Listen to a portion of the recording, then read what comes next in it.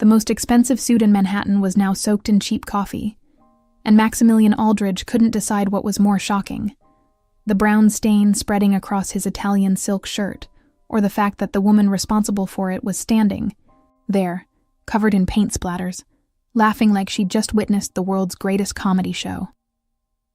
"Oh my God, I'm so sorry," Penelope Chen gasped between uncontrollable giggles, her paint-stained apron fluttering as she gestured wildly with her hands. "But you should see your face right now. It's like you've never seen coffee before." Max stared at her in complete disbelief, his steel-gray eyes narrowing as he processed the surreal scene unfolding before him. Here he was, the 32-year-old billionaire CEO who made Fortune 500 companies tremble with a single glance. The man whose merger decisions could shift entire markets, standing in the middle of a cramped Brooklyn cafe that probably hadn't been renovated since the 1980s, dripping with what appeared to be the world's cheapest espresso blend. The woman before him was unlike anyone who had ever dared approach him in his perfectly orchestrated world. Her dark hair was pulled back in a messy bun, secured with what looked like a paintbrush, streaks of blue and yellow paint decorating her cheeks like war paint. She wore faded jeans with holes in the knees, combat boots that had seen better decades, and an oversized flannel shirt that probably cost less than his morning skincare routine. "Do you have any idea how much this shirt costs?" he demanded, his perfectly modulated voice carrying the authority that usually made grown executives apologize before he even finished speaking. His perfectly coiffed dark hair was now slightly disheveled from the impact, a strand falling rebelliously across his forehead. "More than my rent, I'm guessing," Penelope replied without missing a beat, grabbing a handful of napkins from the nearest table. The casualness of her response hit him like a second collision.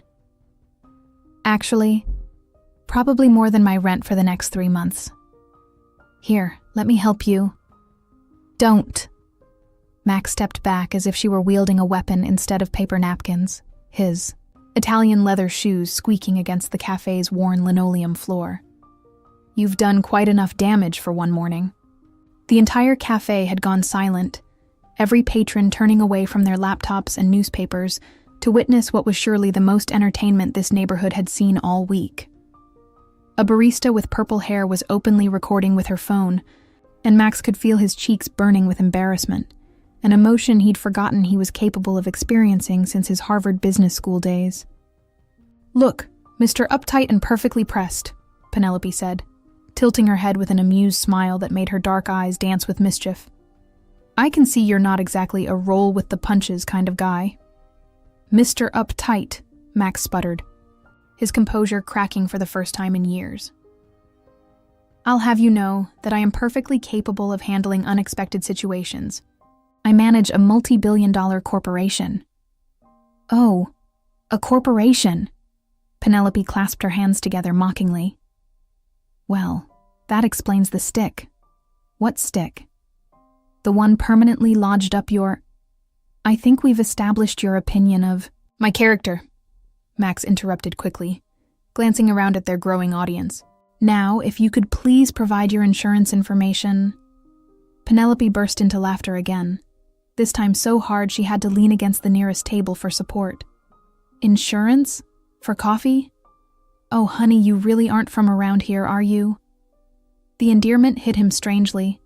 When was the last time anyone had called him anything other than Mr. Aldridge, sir? Or boss? When was the last time anyone had looked at him without calculating what they could gain from the interaction? "I'm from the Upper East Side," he said, stiffly, as if that alone should explain everything. "Of course you are." Penelope wiped tears from her eyes, leaving a small smudge of yellow paint on her cheek. "Let me guess, penthouse apartment, personal chef, and you've never set foot in Brooklyn before today?" "I have business interests in Brooklyn," Max protested, though he couldn't quite remember what they were at the moment. "Business interests," she repeated, nodding sagely. "Right. Well, Mr. Business Interests, what's your actual name?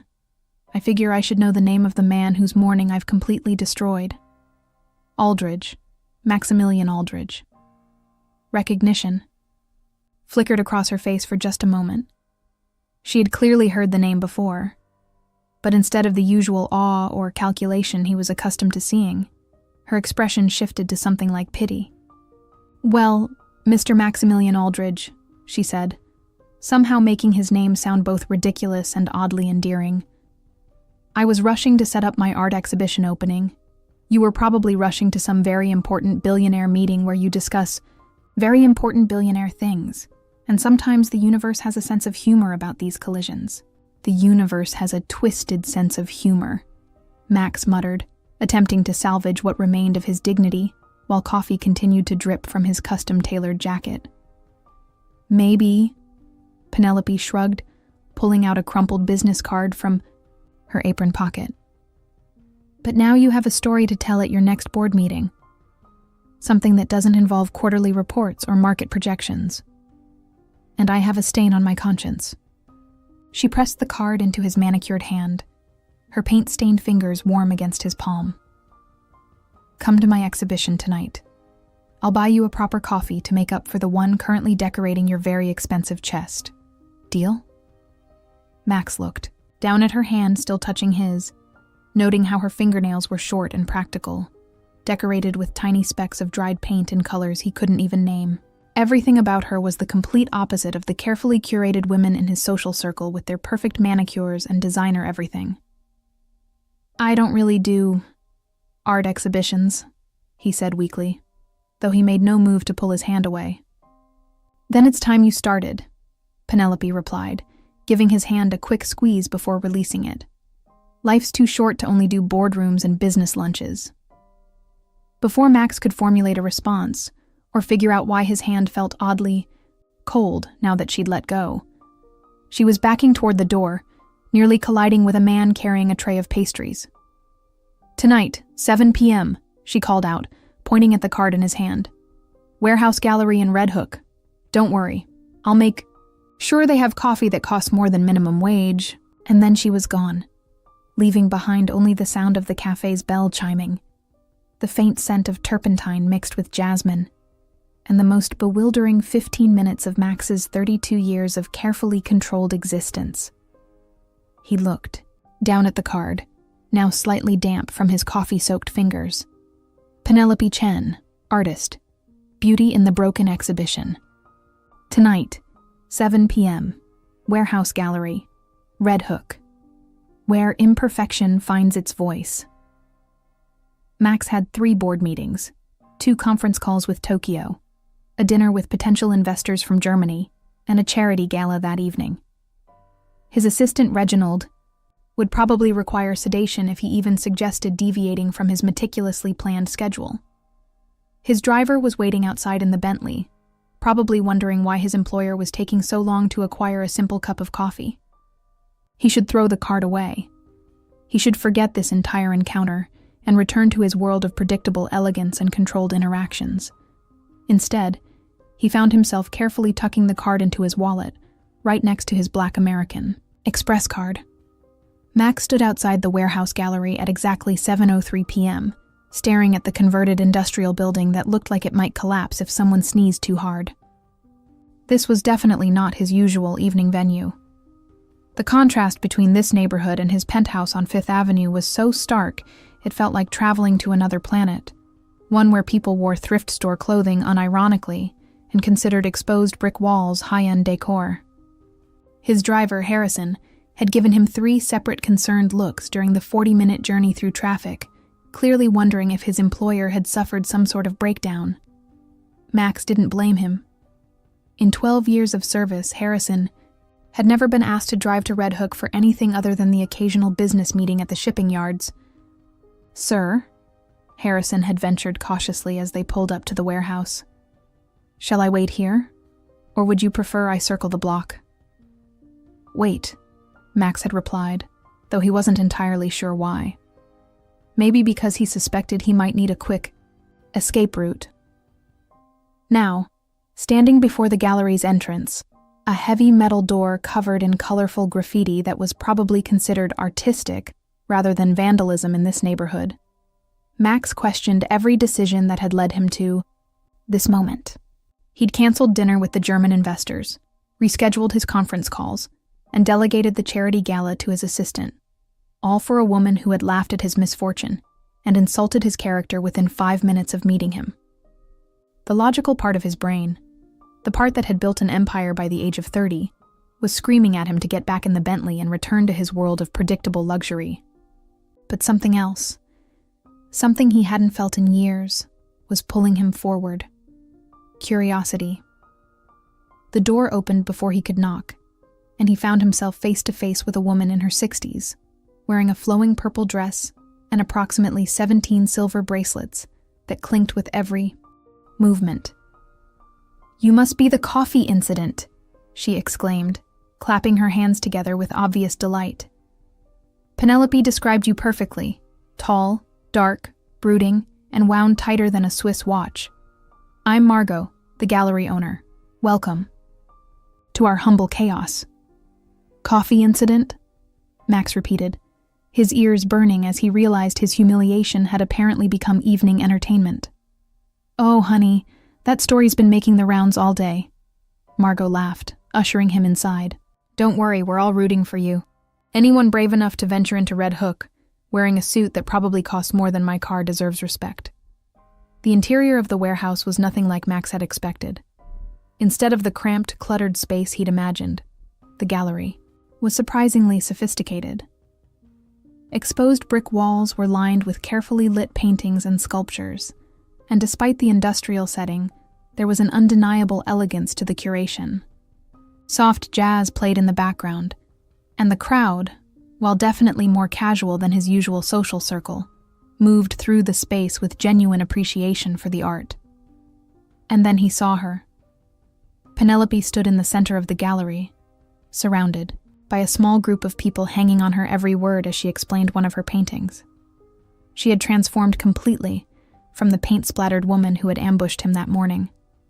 Her hair was down now, falling in soft waves past her shoulders, and she wore a simple black dress that managed to be both elegant and artsy. No designer label in sight, but she looked more beautiful than any of the carefully styled socialites at his usual events.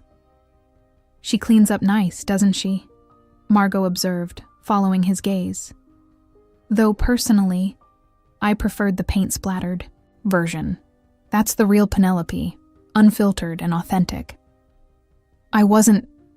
Max started to protest, then realized there was no point. His staring had been obvious enough to warrant commentary from a stranger. "She wasn't sure you'd come," Margot continued conversationally. "Said you looked like the type who considers anything south of the Manhattan Bridge foreign territory. But here you are, so either you're lost or she made more of an impression than she thought." Max watched as Penelope gestured animatedly, her entire face lighting up as she discussed her work. When was the last time he'd seen someone so passionate about what they did? In his world, everyone was passionate about making money or gaining power. But this was different. This was pure love for the craft itself. "Her work is..." he began, then stopped, realizing he hadn't actually looked at any of the paintings yet. "Life-changing," Margot finished. "At least, that's what the critics are saying. 3 sold already tonight, and the exhibition's only been open 2 hours. Success looks good on her. She's been struggling for years to get this kind of recognition." A woman near Penelope laughed at something she said, and the sound drew Penelope's attention toward the entrance. Her eyes found Max's across the crowded gallery, and her entire expression shifted from animated storyteller to something softer, more surprised. She excused herself from her group and began walking toward him, weaving through the crowd with an easy grace that made him suddenly aware of how stiffly he was standing. Everything about her movements was natural and unself-conscious, the complete opposite of the calculated elegance he was accustomed to. "You came," she said when she reached him, and there was something in her voice that suggested she was genuinely surprised. "I said I would," Max replied, though they both knew he'd made no such promise. "No, you didn't," Penelope laughed, that same infectious sound from the cafe. "You looked at me like I was suggesting you join a circus, but you're here anyway." "I'm a man of my word," Max said, then immediately regretted it since he'd literally just contradicted himself. "Right," Penelope grinned, clearly enjoying his discomfort. "Well, since you kept your non-promise," I owe you a proper coffee. But first you have to look at the art. Fair warning, it's not exactly corporate-approved imagery. She led him to the nearest painting, and Max felt his breath catch. It was a portrait of an elderly homeless man, but painted with such dignity and depth that it transcended simple realism. The man's eyes held stories: pain, wisdom, hope, loss, all captured in brushstrokes that seemed to pulse with life. His name is Theodore, Penelope said softly. He sits outside the subway station near my apartment. Most people walk past him like he's invisible, but he has the most incredible stories. This one's about the jazz club he used to own in Harlem in the 70s. Max stared at the painting, feeling something shift inside his chest. In his world, homeless people were problems to be managed by city planning committees and charitable donations. He'd never considered that they might have stories worth hearing, lives worth documenting. He started, then struggled to find words that didn't sound patronizing or false. Uncomfortable? Penelope suggested. Most of my work is, I like to paint the things people prefer to ignore. They moved to the next piece, a series of small canvases showing the same street corner at different times of day. Dawn, noon, dusk, midnight. Each painting captured not just the changing light, but the changing humanity of the space. Different people, different moments, different emotions, all sharing the same small piece of concrete and possibility. You see beauty in everything, Max observed, surprised by his own sincerity. Not everything, Penelope corrected. But I see potential in everything. There's a difference. What's the difference?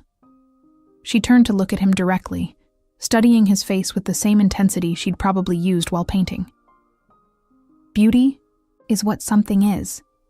Potential is what something could become. The words hung between them, loaded with meaning that neither of them was quite ready to acknowledge. Max felt exposed under her gaze, as if she were seeing through his expensive clothes and carefully constructed persona to something deeper.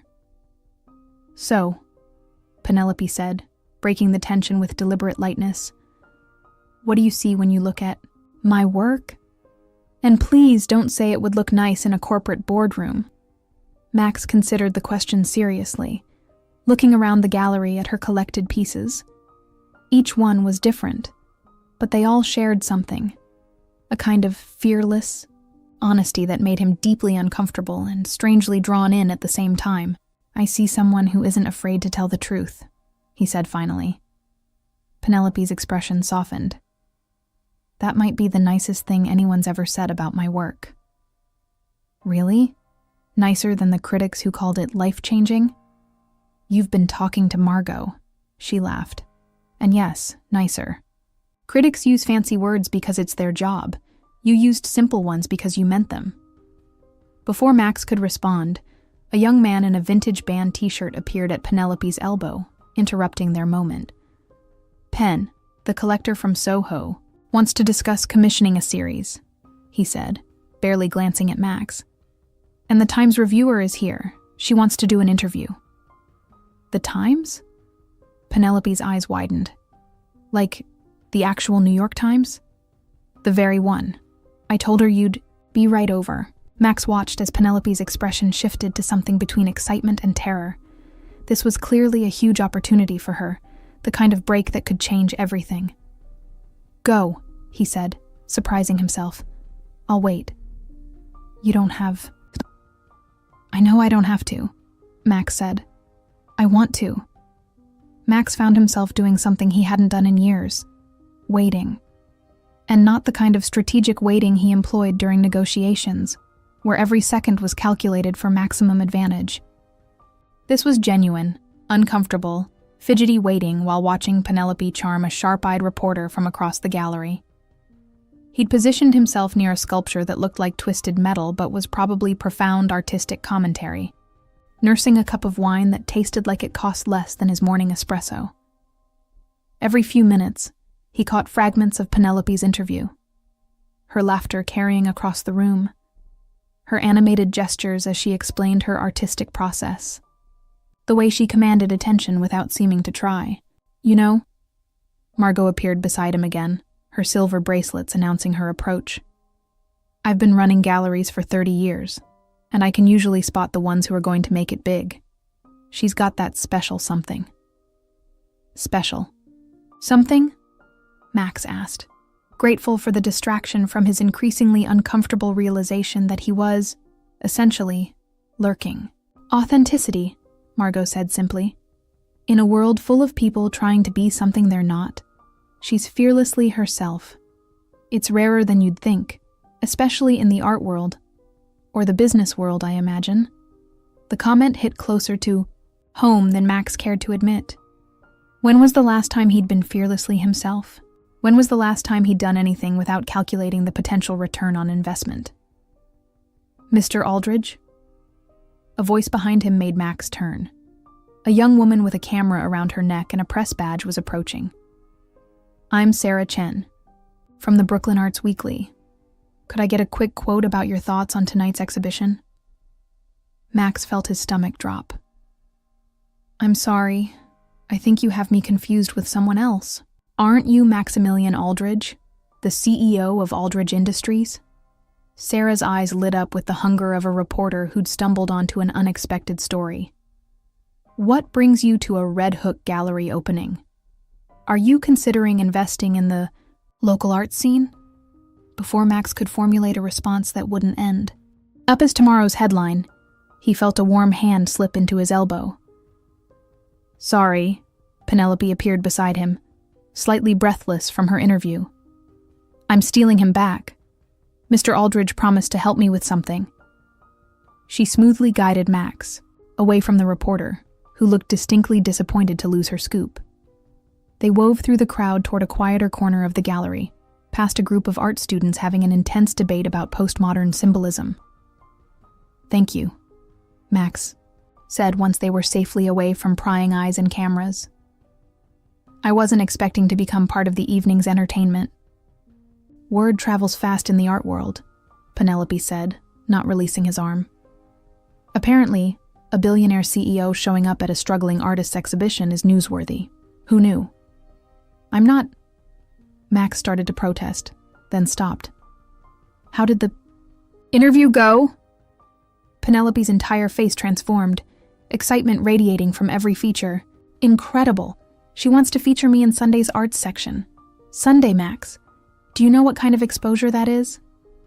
Her enthusiasm was infectious, and Max found himself smiling, really smiling, for the first time in months. That's amazing. You deserve it. I can't believe this is happening, she continued, her words tumbling over each other in her excitement. 3 years I've been trying to get any critic to notice my work. And now, God, I feel like I'm going to wake up and discover this was all a dream. It's not a dream, Max said, surprised by the certainty in his voice. You're talented, Penelope. Really talented. Anyone with eyes can see that. She looked up at him, her expression shifting from excitement to something softer. You really think so? I mean, I know you're not exactly an art expert, but... I may not know art, Max said, but I know quality when I see it, and I know authenticity. What you have, what you create, it's real in a way that most things in my world aren't. They stood there for a moment, the noise of the gallery fading into background, both of them acutely aware of how close they were standing.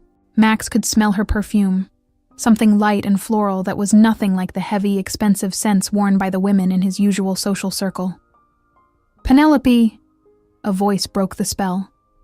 The young man from earlier was approaching, practically vibrating with excitement.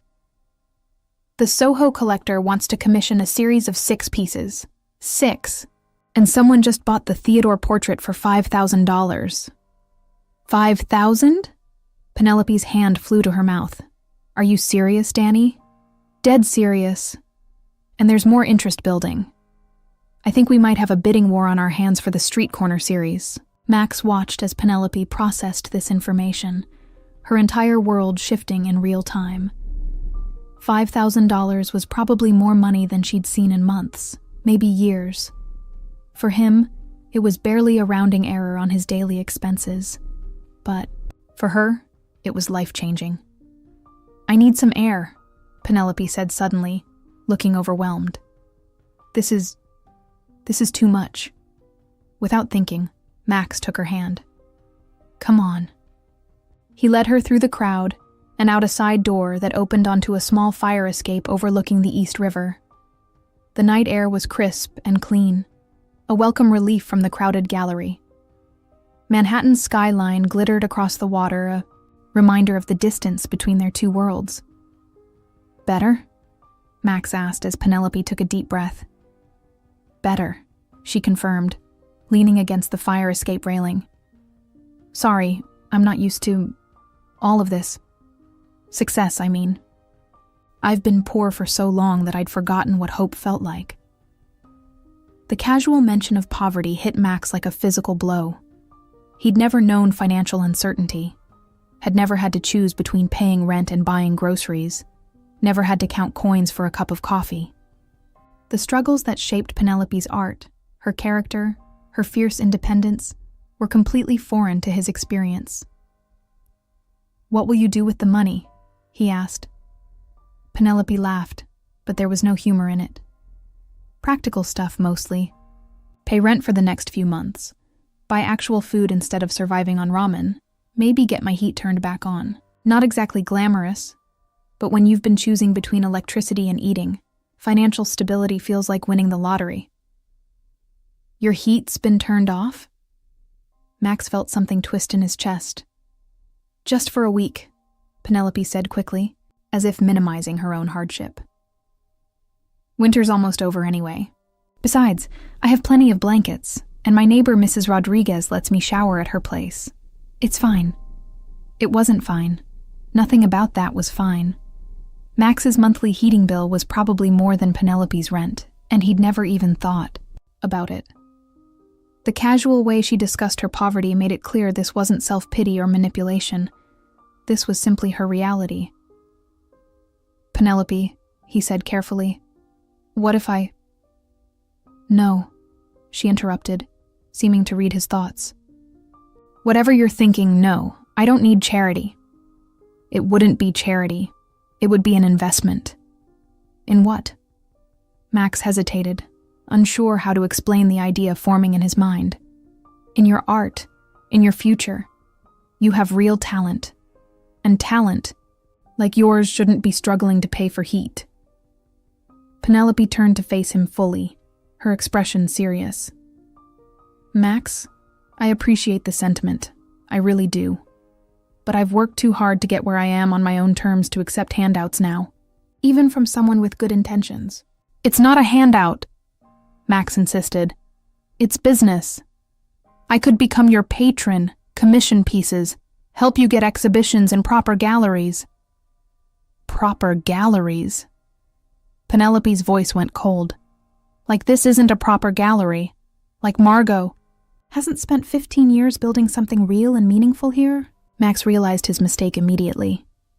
"That's not what I meant, isn't it?" Penelope stepped back from him, her arms crossing defensively. "This is exactly what I was afraid of. The moment someone like you shows interest, suddenly my world isn't good enough. Suddenly I need to be upgraded to meet your standards. That's not fair," Max said, feeling the conversation spiraling away from him. "I'm trying to help." "I don't need your help," Penelope replied, her voice firm but not unkind. "What I need is for someone to see my success tonight as exactly what it is. Proof that I can make it on my own terms, in my own world, without anyone's rescue." They stood in silence for a moment, the celebration continuing behind them, while the gap between their worlds seemed to widen with each passing second. "You're right," Max said finally. "I'm sorry. I have a tendency to try to fix things by throwing money at them. It's an occupational hazard." Penelope's expression softened slightly. "And I have a tendency to assume the worst about people who've never had to worry about rent. Maybe we're both a little out of our depth here." Maybe, Max agreed. But I meant what I said about your talent. Tonight's success, you earned that. All of it. Thank you, Penelope said quietly. That means more than you know. From inside the gallery, they could hear Danny calling Penelope's name, probably with more news about sales or interested collectors. I should go back in, she said reluctantly. This is my night, and I need to make the most of it. Of course, Max agreed, though he found himself reluctant to end their time alone together. Max? Penelope paused at the door. Would you like to have dinner sometime? Somewhere that serves actual food instead of gallery wine and cheese cubes? The invitation was simple, casual, but it felt like the most important question he'd been asked in years. I'd like that very much, he said. Good, Penelope smiled, the tension between them dissolving. Fair warning, though. I can't afford anywhere that requires a reservation more than a day in advance. I know a place, Max said, already mentally cataloging restaurants that might bridge their two worlds. Of course you do, Penelope laughed. Just promise me it won't be somewhere that serves foam instead of food. I promise, Max said and meant it. Max had never been more nervous about a dinner reservation in his life, which was saying something considering he'd once negotiated a merger deal over Wagyu beef with 3 hostile board members. But this was different. This was Penelope, and somehow her opinion mattered more than those of people who controlled billion-dollar companies.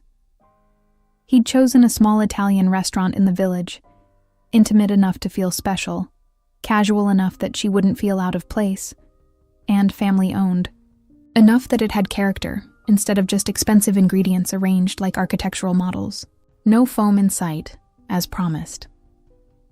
He arrived 10 minutes early, as was his habit, and spent those minutes second-guessing everything from his outfit choice, dark jeans and a cashmere sweater instead of his usual suit, to the wine selection. He'd asked the sommelier to recommend something approachable but not condescending, which had earned him a very confused look. When Penelope walked through the door at exactly 7 o'clock, Max felt his breath catch. She wore a simple green dress that brought out her eyes and a vintage leather jacket that looked like it had stories to tell. Her hair was loose around her shoulders, and she'd traded her combat boots for ankle boots that actually matched. She looked beautiful and entirely herself, a combination that was becoming dangerously appealing to him. This is perfect, she said, as the hostess led them to their table by the window. It actually smells like someone's grandmother is cooking in the kitchen. That would be Nonna Rossetti, their server, a college-aged young man with an easy smile, explained as he handed them menus. She's been cooking here for 40 years and refuses to let anyone else make the sauce. Fair warning, she'll probably come out to meet you both later. She likes to inspect all the couples. Couples? Penelope raised an eyebrow, amused. Do we look like a couple? The server glanced between them. Max in his obviously expensive casual wear, Penelope with her artistic flair and vintage accessories, and grinned. You look like you're figuring it out. After he left, they sat in slightly awkward silence for a moment, the weight of the word couple hanging between them. So, Penelope said, opening her menu. Tell me something about yourself that isn't related to business or money. Max paused, wine glass halfway to his lips.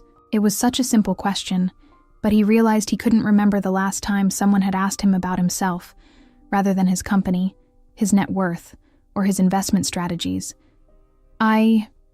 He started, then stopped. That's harder than it should be. Really? There has to be something. Hobbies? Secret talents? Childhood dreams that didn't involve quarterly reports? Max thought for a moment, digging back through years of board meetings and business dinners to find something personal. I wanted to be a marine biologist when I was 8. Marine biology?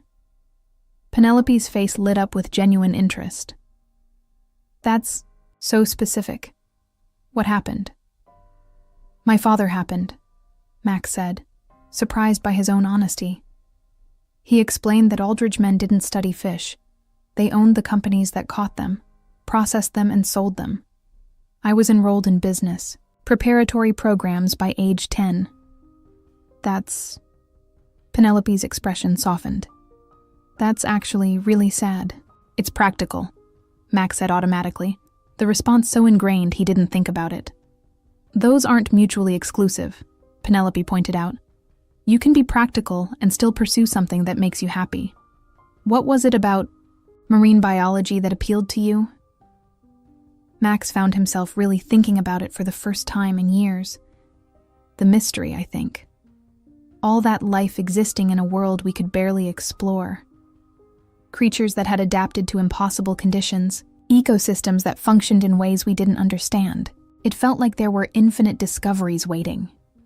You talk about it like you still love the idea, Penelope observed. Maybe I do, Max admitted. I just haven't thought about it in so long that I'd forgotten how it felt to want to understand something purely for the sake of understanding it. When was the last time you did something just because you wanted to, not because it made business sense? Max considered this, running through his recent memories. Work, social obligations that were really work, charity events that were really networking, dates with women who were really potential mergers of social capital. I think, he said slowly, this dinner might be the first time in years. Really? Penelope looked surprised. This is just dinner. No, Max said, meeting her, eyes directly. This isn't just dinner. This is the first time I've been somewhere because I wanted to be there. With someone whose company I enjoy for reasons that have nothing to do with business advantage. Penelope blinked, clearly not expecting such directness. Oh. Before the moment could become too heavy, Nonna Rossetti herself appeared at their table, a tiny woman in her 70s with silver hair and a neat bun, and eyes that seemed to see everything. You two are new, she announced without preamble, looking between them with obvious assessment. But not together long, still figuring each other out. How can you tell? Penelope asked, charmed. 40 years watching couples, Nonna replied, with a shrug. You sit like you're interviewing each other instead of enjoying each other. But there's good chemistry. I can always tell. We're just... Max started. Just friends, Penelope finished quickly. Nonna looked at them both like they were particularly slow children. If you were just friends, you wouldn't be nervous. If you were already together, you wouldn't be trying so hard. You're in the interesting part. The maybe part. She patted Penelope's shoulder maternally. I bring you the special tonight. Trust. Nonna. After she bustled away, leaving them both slightly stunned, Penelope started laughing. I feel like we just got read by a fortune teller, she said.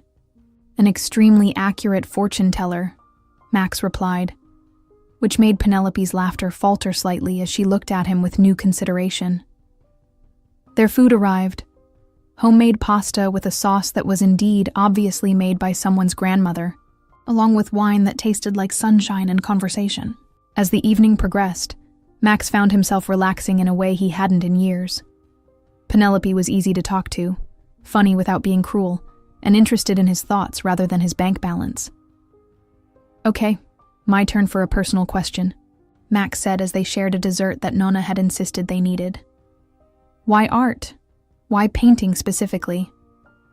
Because it's the only thing I've ever been naturally good at, Penelope replied without hesitation. I was terrible at math, mediocre at writing, couldn't carry a tune if my life depended on it. But give me a brush and some paint, and I could make people feel things. There's something powerful about creating something that didn't exist before. Something that might outlast you. Is that what you hope for? That your paintings will outlast you? I hope they'll matter to someone, Penelope said thoughtfully. Even if it's just one person years from now, who sees something I painted and feels less alone in the world.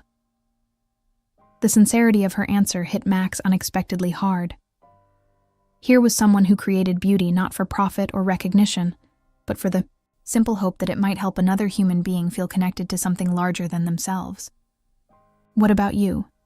Penelope asked. "What do you hope your work will accomplish? Besides making money, I mean." It was a fair question, but Max found himself struggling to answer. What did he hope for? What was the point of building an empire if you never stopped to consider what you wanted that empire to achieve? "I don't know," he said finally, the admission feeling both liberating and terrifying. "I've been so focused on growing the company, on winning, that I've never really thought about what I'm winning toward." "That's honest," Penelope said, reaching across the table to touch his hand briefly. "And maybe that's okay. Maybe figuring out what you want is part of the process." Her touch was warm and brief, but it sent electricity up his arm and made him acutely aware of how long it had been since someone had touched him with simple affection rather than strategic intent. "Penelope," he started, then stopped as his phone began buzzing insistently. He glanced at the screen and saw his assistant's number. "I'm sorry, I should probably—" "Take it," Penelope said, though he caught a flicker of disappointment in her expression. "Reginald," Max answered, stepping away from the table slightly. "Sir, I apologize for interrupting your evening, but we have a situation. The Singapore deal, there's been a complication. They're threatening to pull out unless we can guarantee the environmental impact assessments by tomorrow morning. I've been trying to reach you for an hour." Max felt the familiar weight of responsibility settle back onto his shoulders. The Singapore deal was worth $200 million and had been in negotiation for 6 months. If it fell through, "I'll be there in 20 minutes, he said, already calculating the fastest route to his office. When he returned to the table, Penelope was studying her wine glass with a carefully neutral expression. "I have to go," he said, hating how the words sounded. "There's a crisis at work, and if I don't handle it personally—" "It's fine," Penelope said, but her voice had cooled noticeably. "I understand. Business comes first." "It's not like that," Max protested, though even as he said it, he realized how it must look. "This is a $200 million deal. If it falls apart—" "Max," Penelope interrupted gently, "you don't have to justify your priorities to me. I knew what I was getting into when I agreed to dinner with a billionaire CEO." "What's that supposed to mean?" "It means that your world and my world operate on different schedules," Penelope said, signaling for the check. "In your world, $200 million is more important than dinner. In my world, dinner is more important than anything else happening somewhere else." "That's not fair," Max said, even as he was mentally reviewing the documents he'd need to examine before calling Singapore. "It's not about fair," Penelope replied, standing and reaching for her jacket. "It's about reality. And the reality is that you have responsibilities I can't begin to understand, and I have priorities you might not be able to respect." Max watched her prepare to leave, feeling like he was losing something important, but not knowing how to stop it. "Penelope, wait. Thank you for dinner," she said, kissing his cheek briefly. "It was lovely. Really. But go save your deal. I'll take the subway home." Before he could protest further, she was gone, leaving him standing beside a table set for two with half-finished wine and the lingering scent of her perfume. 20 minutes later, he was in his office, surrounded by contracts and projections, successfully preventing the collapse of a deal that would ensure his company's dominance in 3 new markets. It should have felt like victory. Instead, it felt like the most expensive mistake he'd ever made. 3 days passed without contact, and Max discovered that successfully closing a $200 million deal felt remarkably hollow when the person you wanted to share the victory with wasn't speaking to you. He'd saved the Singapore contract, secured partnerships across 3 continents, and earned praise from his board of directors. He should have been celebrating. Instead, he found himself staring out his corner office window toward Brooklyn, wondering what Penelope was doing and whether she was still angry with him. "Sir?" Reginald's voice interrupted his brooding. "The quarterly projections are ready for your review." Later, Max said without turning around. Sir, these are the projections you specifically requested be prioritized. I said later, Reginald. His assistant retreated, probably to update his concerned observations about Max's recent behavioral changes. Max didn't care. For the first time in his professional life, quarterly projections seemed less important than figuring out how to apologize to a woman who made him want to be better than his bank balance. The problem was, he'd never learned how to apologize for being exactly who he was supposed to be. He'd done what any responsible CEO would do. He'd prioritized a major deal over personal plans. In his world, that wasn't selfish. It was expected. But in Penelope's world, it was apparently unforgivable. Or maybe not unforgivable. Maybe just incompatible. His phone buzzed with a text from his mother. Charity gala tonight. You promised to attend. Wear the navy Armani. Max stared at the message, remembering a promise he'd made months ago to be the guest of honor at his family's foundation's annual fundraiser. Another obligation. Another evening of strategic conversations with people who saw him as a networking opportunity rather than a person. He was typing his usual confirmation when he stopped. What was he confirming exactly? Another night of going through the motions? Another evening of being Maximilian Aldridge, CEO, instead of Max, the man who used to dream about marine biology and still got excited talking about ocean ecosystems with beautiful artists. On impulse, he picked up his phone and called Harrison. Sir? Change of plans for tonight. Instead of the gala, I need you to drive me to Red Hook. To the warehouse district, sir? To the gallery, Max said, already heading for his coat. And Harrison? Stop at a flower shop first. Something simple. Nothing that costs more than a week's groceries. Harrison's pause was so long that Max wondered if the call had dropped. Sir, Harrison said carefully, your mother specifically mentioned that tonight's gala is important for the Foundation's fundraising goals. The Foundation will survive one evening without me, Max replied, surprising himself with how easily the words came. Some things are more important than fundraising goals. 20 minutes later, Max stood outside the warehouse gallery with a bouquet of sunflowers that cost exactly $47, probably the least expensive purchase he'd made in years, trying to work up the courage to knock on the door. The gallery was closed for the evening, but he could see light coming from the back room. Margot had mentioned that artists sometimes worked late in the gallery's studio space. Maybe Penelope was there. Maybe she would listen to his apology. Maybe she would give him a chance to explain that he was trying to figure out how to be someone worth her time. He knocked. Margot opened the door, took one look at him and the flowers, and shook her head with an expression somewhere between pity and amusement. She's not here, Margot said without preamble. Do you know where? She's at the hospital, Margot interrupted, and Max felt his stomach drop. Hospital? Is she hurt? What happened? Not her, Margot clarified quickly, seeing his panic. Her neighbor, Mrs. Rodriguez. Heart attack this afternoon. Penelope's been there since the ambulance arrived. That girl would give her last dollar to help someone in need. Relief flooded through Max, followed immediately by guilt for feeling relieved when someone was seriously ill. Which hospital? Brooklyn Methodist. But visiting hours ended an hour ago, and she's not family, so they probably won't let her stay much longer. Max was already pulling out his phone. Thank you. Max, Margot called as he started to leave.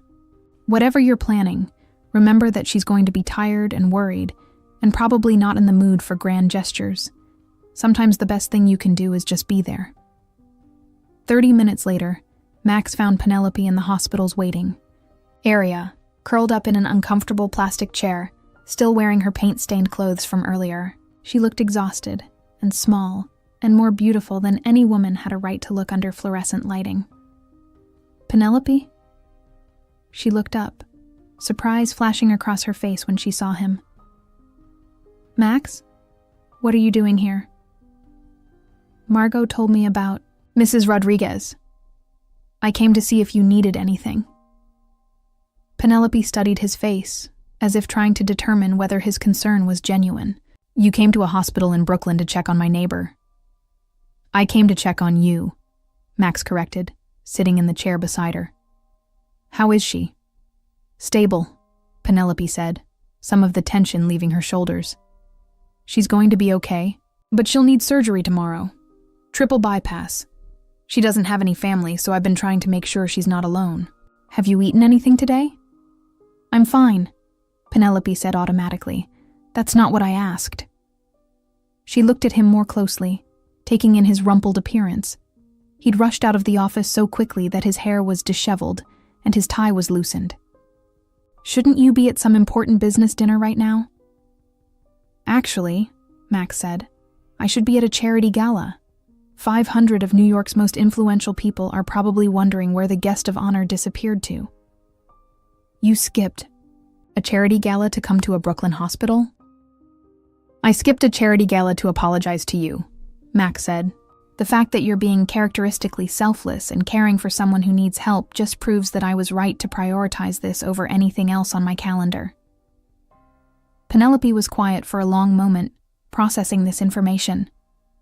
You brought me flowers, she observed, noticing the sunflowers he was still holding.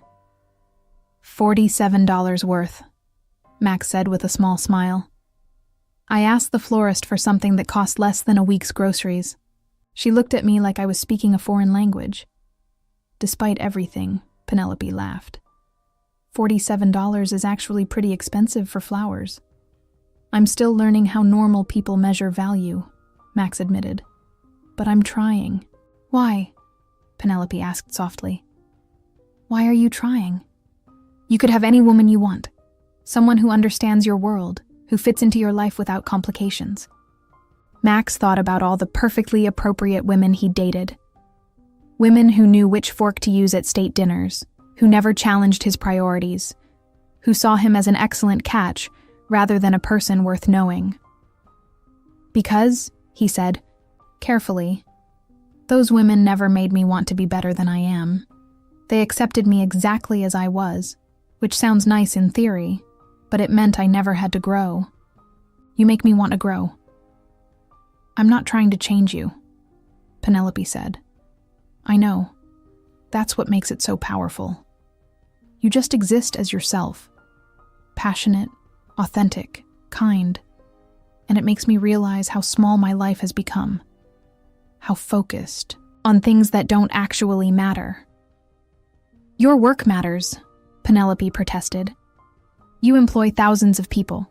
You create value. I create profit, Max interrupted. There's a difference. When was the last time I created something that made someone feel less alone in the world, like you do with your art? They sat in silence for a moment, the hospital's evening quiet settling around them. Mrs. Rodriguez is going to need help when she comes home, Penelope said eventually. Someone to check on her, help with groceries, make sure she's taking her medication. Her insurance won't cover a home health aide. I could help with that, Max offered. Max, you can't just throw money at this. I wasn't talking about money, Max said. I was talking about time. My time. I could check on her, help with whatever she needs. I'm surprisingly good at following medication schedules. I've been managing my father's heart medication regimen for years. Penelope stared at him. You want to personally help take care of my elderly neighbor? I want to help with whatever's important to you, Max said simply. And Mrs. Rodriguez is important to you, so she's important to me. But you don't even know her. I know she matters to you. I know she's alone and needs help. I know that helping her would be more meaningful than anything I've done in months of board meetings. Penelope was quiet for so long that Max began to worry he'd overstepped again, offered too much too soon. The surgery is at 10 tomorrow morning, she said finally. If you really want to help, you could sit with me during the operation. She shouldn't have to go through this alone. I'll be here, Max said without hesitation. It could take hours. I'll clear my schedule. You have a company to run. The company will survive a day without me, Max said, realizing as he spoke that he actually believed it. Some things are more important than quarterly profits. Penelope looked at him with an expression he couldn't quite read. Surprise, gratitude, and something else that made his heart beat faster. "Okay," she said softly. "Okay." A nurse appeared at that moment, approaching their section of the waiting room. "Miss Chen? Mrs. Rodriguez is asking for you. She's awake now if you'd like to see her for a few minutes." Penelope stood, then paused, and looked back at Max. "Would you like to meet her? I think she'd like to know that someone else will be checking on her." Max stood as well, straightening, his tie and running a hand through his disheveled hair. "I'd be honored." As they walked toward Mrs. Rodriguez's room, Penelope slipped her hand into his. It was a simple gesture, natural and unthinking, but it felt like the most important handshake of his life. "Max?" Penelope said as they paused outside the room. "Yes." "Thank you for coming, for choosing to be here instead of somewhere else." "Thank you for letting me," Max replied. "This is exactly where I want to be." And for the first time in his adult life, that was completely true. 6 weeks later, Max was learning that caring for an elderly woman recovering from heart surgery was simultaneously the most exhausting and most rewarding thing he'd ever done. "Mijo," Mrs. Rodriguez said from her kitchen table, where she was supposed to be resting but was instead critiquing his technique for making her morning tea. "You're using too much honey. I'm diabetic, not bitter." "Yes, ma'am," Max replied, adjusting the honey with the precision he usually reserved for contract negotiations. In the past month and a half, he'd learned that Mrs. Rodriguez was tougher than most CEOs he'd faced, funnier than his highest-paid consultants, and had absolutely no patience for what she called his rich boy nonsense. "Better," she approved, accepting the tea. "Now sit. We need to talk." Max sat, recognizing the tone that meant he was about to receive life advice whether he wanted it or not. In the weeks since her surgery, Mrs. Rodriguez had become something between a patient, a friend, and the grandmother he'd never had time to appreciate before she passed away. "You're in love with Penelope," she stated without preamble. "Mrs. Rodriguez?" "Don't Mrs. Rodriguez me. You bring her coffee every morning. You ask about her art like it's the most important thing in the world, and yesterday I caught you smiling at your phone like a teenager when she texted you. You're in love." Max couldn't deny it. Somewhere between hospital waiting rooms and grocery shopping for someone who insisted on evaluating every apple individually. Somewhere between learning to navigate public transportation and discovering that helping someone heal was more satisfying than any business victory, he'd fallen completely and irrevocably in love with Penelope Chen. "It's complicated," he said. "Love isn't complicated," Mrs. Rodriguez replied, with the confidence of someone who'd been married for 47 years before becoming widowed. "People make it complicated. The feeling itself is simple. Our worlds are very different." "So? You think my husband and I came from the same world?" "He was a college professor. I cleaned offices. He spoke 4 languages. I barely spoke English when we met. But we loved each other, so we built a new world together." Before Max could respond, his phone buzzed with a call from Reginald. He glanced at it and declined the call, as he'd been doing increasingly often lately. "Work?" Mrs. Rodriguez asked. "My assistant. It can wait." "Can it? Or are you avoiding something?" Max sighed, realizing that Mrs. Rodriguez was more perceptive than most business analysts. "The board of directors wants to meet with me. They're concerned about my recent choices." "What kind of concerned?" "The kind where they use words like distracted and uncommitted and suggest I might need to refocus my priorities." Mrs. Rodriguez snorted. "You've been more committed to actual human beings in the last month than you probably were to that company in the last year. That's not distraction, that's growth. Growth doesn't impress shareholders. Then maybe you need different shareholders." Before Max could process that observation, there was a knock at the door.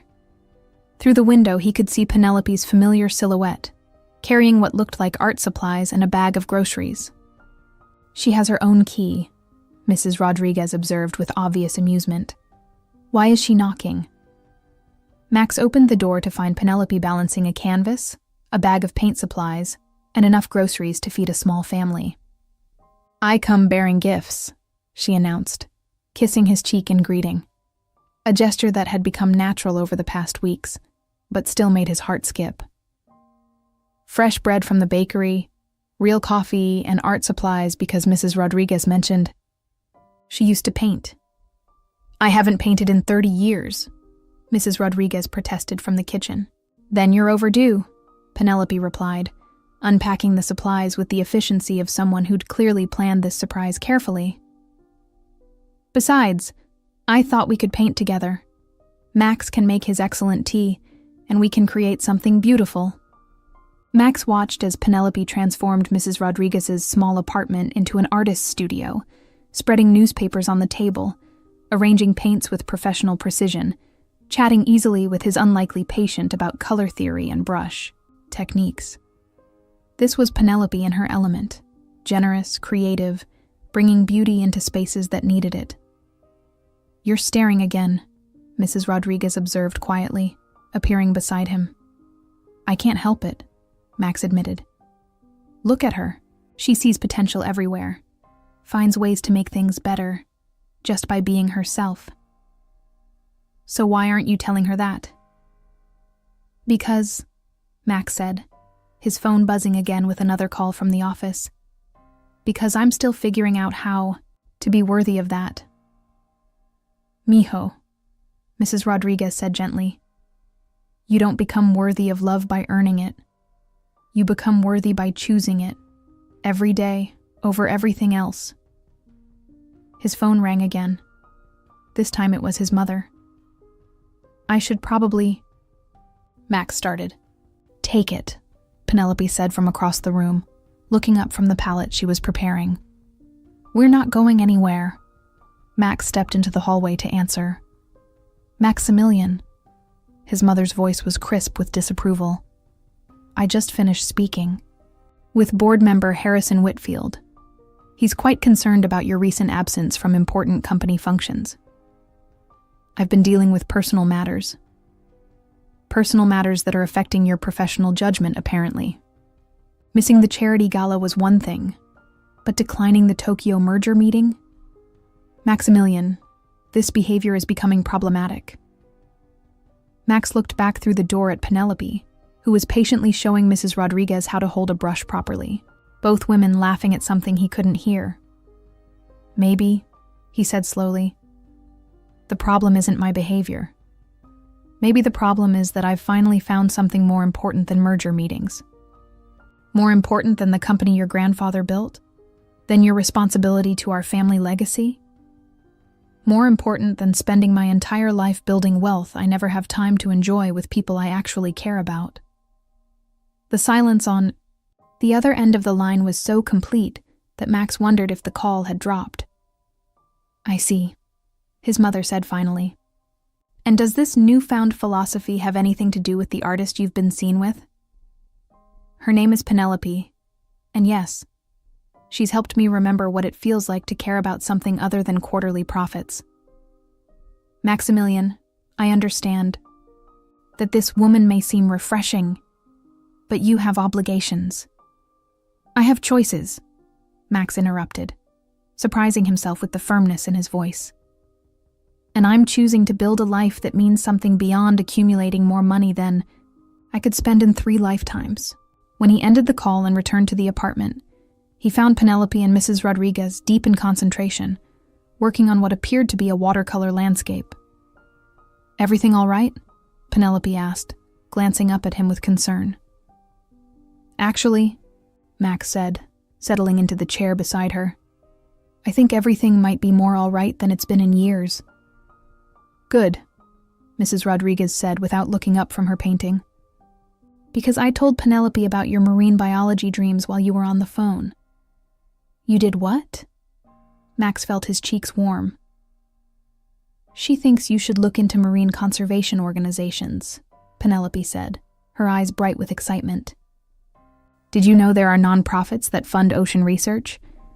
You could use your business skills to help protect ecosystems instead of just profiting from them. I couldn't just abandon the company. Who says you have to abandon anything? Penelope set down her brush and turned to face him fully. What if you just rebalanced? Used your success to fund things you actually care about? There are probably a dozen ways to apply your skills to causes that matter to you. You make it sound simple. Maybe because it is simple, she said, echoing Mrs. Rodriguez's earlier observation. Maybe we complicate things that don't need to be complicated.